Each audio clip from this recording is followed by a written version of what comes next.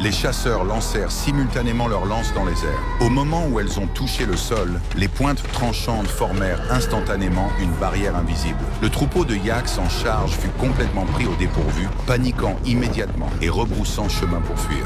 Mais ils ignoraient qu'une falaise escarpée se trouvait juste devant eux. Lorsqu'ils s'en sont rendus compte, il était déjà trop tard. Voyant ses compagnons tomber un par un, le roi des yaks comprit enfin qu'ils avaient été piégés. Pour venger son troupeau tombé, le roi des yaks se précipita furieusement vers les chasseurs.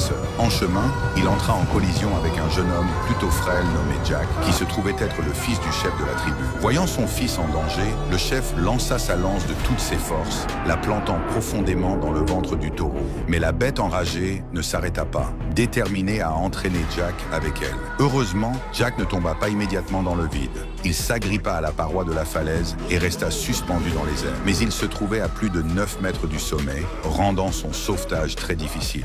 Son père criait à s'en briser la voix, ordonnant à son fils de tenir bon. Mais ses bras frêles ne pouvaient pas supporter tout le poids de son corps. Sous le regard horrifié de tous, Jack chuta de nouveau vers le bas. Son père appela depuis le sommet de la montagne pendant un jour et une nuit, mais n'eut jamais de réponse. Prenant conscience de la vérité, le père fut dévasté par le chagrin et ne put qu'accepter la mort de son fils. Ce qu'il ne savait pas, c'est que le destin avait une fois de plus souri à Jack. Il n'était pas tombé dans l'abîme. Cette fois, il s'était écrasé sur une plateforme rocheuse. L'odeur de chair en décomposition attira un vautour. Le charognard fut attiré par la scène.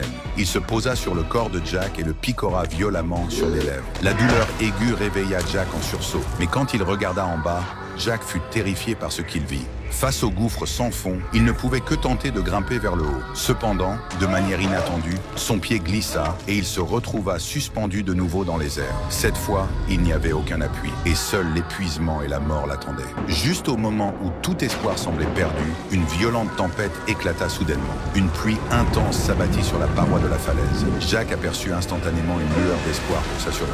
Au fur et à mesure que l'eau s'accumulait, il serra les dents et s'accrocha jusqu'au dernier moment. Lorsque toute sa force fut complètement épuisée, Jack laissa soudainement tomber prise, chutant à toute vitesse.